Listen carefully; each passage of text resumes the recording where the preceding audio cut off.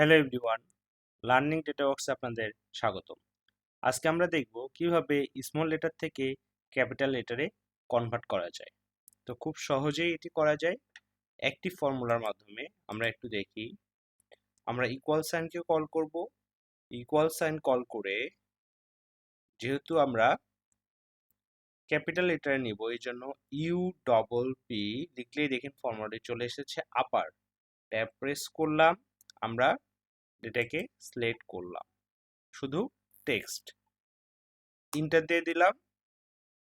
এখন যদি এটাকে ড্র্যাগ করি, দেখুন আমরা কিন্তু প্রত্যেকটা নাম আপার ফরম্যাটে পেয়ে গিয়েছি। এবং আরেকভাবে কিভাবে খুব সহজেই করা যায়, সেম জিনিস equal U double P tab press করলাম, করে এই ডেটাকে আমি একবারে সিলেক্ট করে দিলাম, যে ইন্টার প্রেস করলাম, দেখুন প্রত্যেকটা নাম আমার একসাথে চেঞ্জ হয়ে যাচ্ছে। তো এক্ষেত্রে আমার কিন্তু কোনো ড্র্যাগ করতে হচ্ছে না।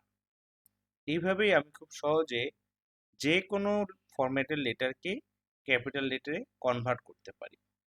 এবং এখানে দেখুন আমাদের একটি সেন্টেন্স রয়েছে, এটিকেও চেঞ্জ করব খুব সহজেই।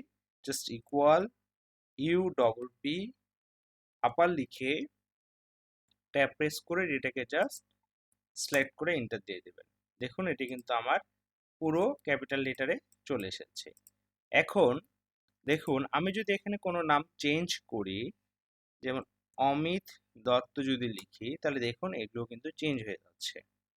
তো এই ক্ষেত্রে আমরা মূল ডেটা চেঞ্জ করলে আমাদের ফর্মুলার ডেটাগুলো চেঞ্জ হয়ে যাবে। আবার ডেটাগুলো আমরা যদি একদম যেখানে নেম আছে এখানে যদি নিতে চাই, জাস্ট আমরা যেখানে ফর্মুলা দিলাম এটিকে কপি করে আমাদেরকে ভ্যালু পেজ দিয়ে সেখানে বসাই দিতে হবে। দেখুন আমাদের পূর্বের নেম নেই এবং এটিকে ভ্যালু পেজ না দিলে কিন্তু এটি থাকবে না। তো ধন্যবাদ সবাইকে। ভিডিওটি ভালো লাগলে অবশ্যই লাইক, কমেন্ট এবং শেয়ার করবেন।